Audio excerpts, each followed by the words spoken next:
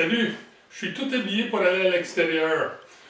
Parce qu'aujourd'hui, quoi qu'on va parler de chalumeau, on ne travaillera pas à l'intérieur avec les chalumeaux comme on a l'habitude de faire. Parce que les chalumeaux dont on parlera aujourd'hui n'ont rien à faire avec la chope. Ce sont des chalumeaux pour produire du sirop d'érable. Pour récolter de la sève d'érable pour éventuellement faire du sirop, on va avoir besoin de quelques équipements de base. Et la première chose qu'on veut, c'est une bonne chaudière pour, évidemment, récolter la sève. Deuxième chose, pour garder tout ça propre, ça va être un bon couvert pour protéger ce qui est récolté dans la chaudière. On va également vouloir percer un trou dans l'arbre et pour ça, je vais utiliser cette vieille perceuse à main. Là, j'utilise ici un forêt bien coupant d'1,5 pouce qui produit une belle coupe. Fait que faites attention, vous voulez couper un beau trou propre. Fait que ça va m'aider à percer le trou. Et si je perce un trou, c'est parce qu'il va falloir que j'installe ce chalumeau. Et c'est de là que vient le chalumeau du début. On peut appeler ça un chalumeau. Certains l'appellent une goutterelle ou même une buse. Et c'est à travers ce chalumeau, lorsqu'inséré dans le trou que je vais produire dans l'arbre, que la sève va couler très lentement. Et sur le chalumeau, on a un petit crochet sur lequel on peut pendre la chaudière. Donc, allons voir comment installer notre chalumeau. Bien, première chose, évidemment, ça va être de trouver un érable à sucre qui a au moins 8 pouces de diamètre. On va ensuite vouloir percer un trou d'à peu près 2 pouces de profondeur sur le côté ensoleillé de l'arbre. On peut percer ce trou-là de 3 à 4 pieds de hauteur. Mais attention, je suis debout en ce moment sur 3 pieds de neige. Donc ça va sembler comme si je perce un peu bas. Mais c'est 3 à 4 pieds s'il n'y avait pas de neige. Allons, regardons ça.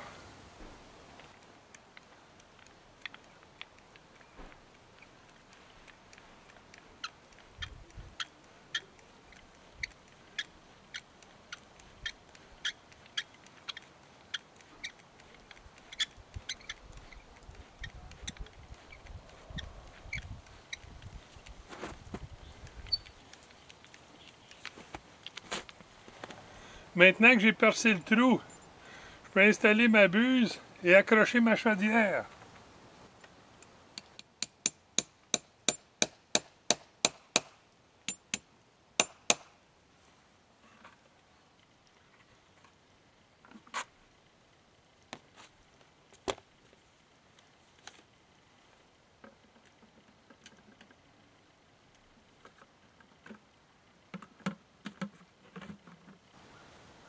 Et maintenant, on attend, parce que ça peut prendre de 1 à 3 jours avant que je sois obligé de vider la chaudière.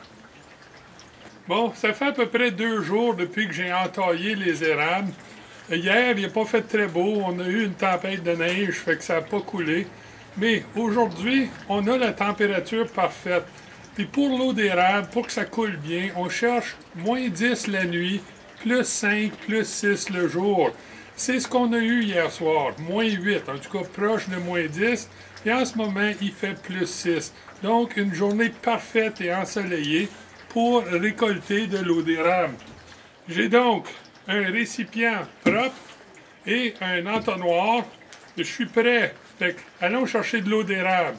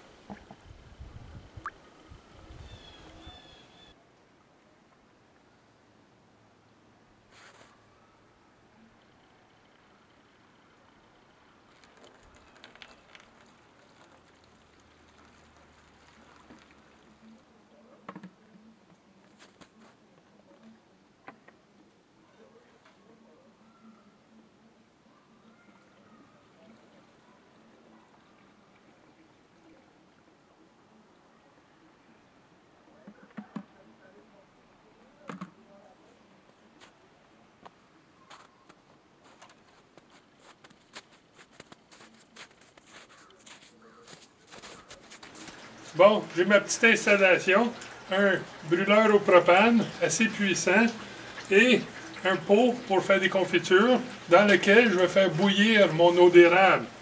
J'ai installé une petite bande d'aluminium autour du brûleur juste pour protéger du vent et pour accélérer le travail. Mais il va falloir que je bouille beaucoup parce que le ratio ici c'est 40 pour 1. Ça veut dire qu'il va falloir que je fasse bouillir 40 litres d'eau d'érable pour obtenir 1 litre de sirop. Vous avez peut-être remarqué que je me suis positionné stratégiquement juste à côté de ma piscine. Ça va être pour me rafraîchir si jamais tout ce bouillage-là me surchauffe un petit peu.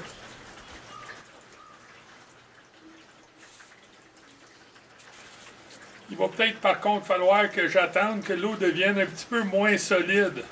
Bon, bien, partons le brûleur et commençons à bouillir.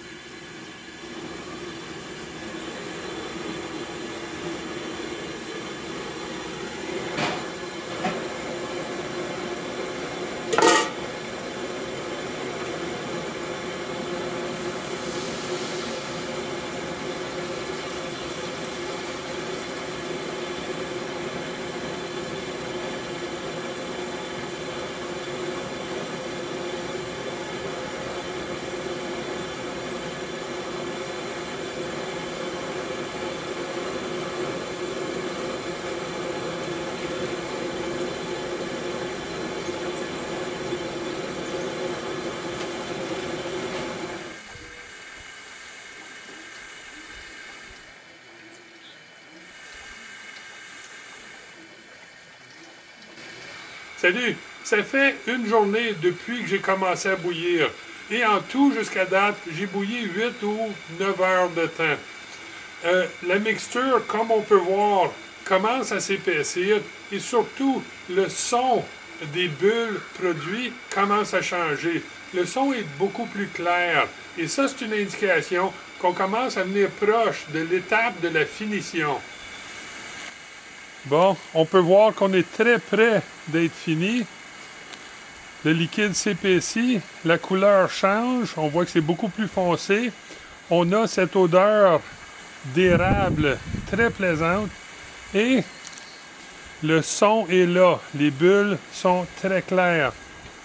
Donc, la dernière chose que je veux faire ici, c'est brûler la mixture. Si je brûle moindrement, c'est fini, je ne peux plus m'en servir. Fait que, pour ne pas prendre de chance, on va passer le liquide à travers d'un filtre à café très fin et on va le transvider dans un pot propre et aller le finir à l'intérieur.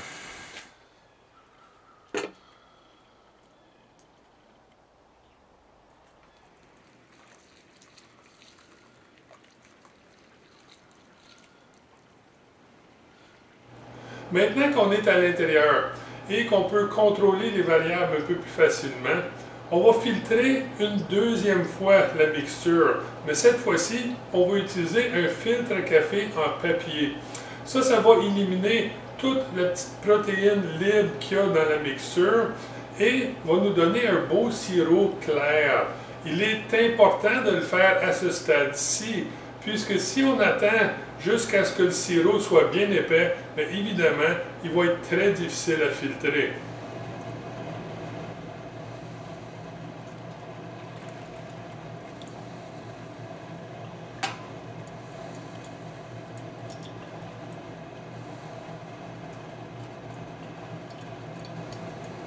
Quand on fait du sirop, ça a beaucoup à faire avec la température.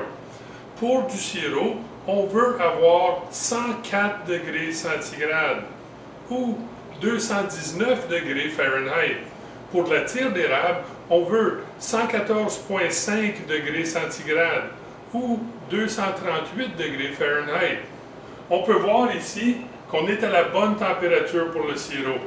Alors, on va éteindre le rond et le laisser se refroidir quelque peu.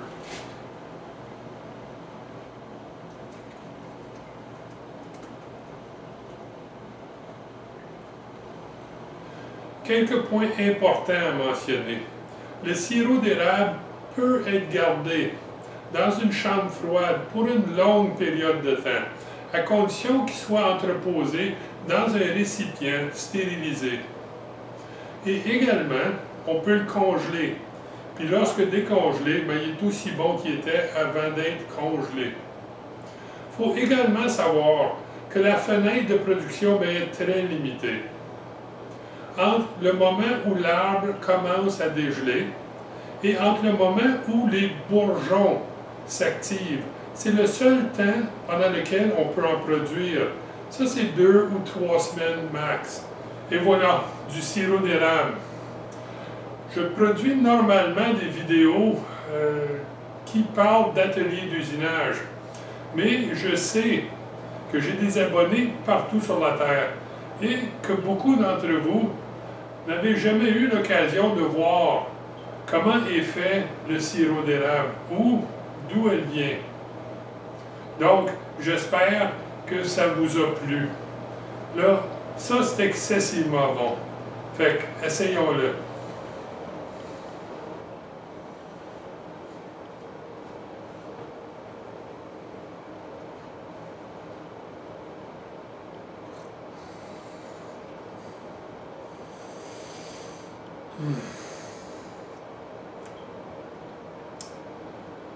Écœurant.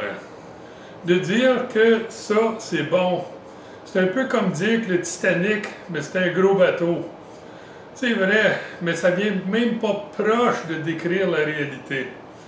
Si jamais vous en avez la chance, ben essayez-en. C'est terriblement bon.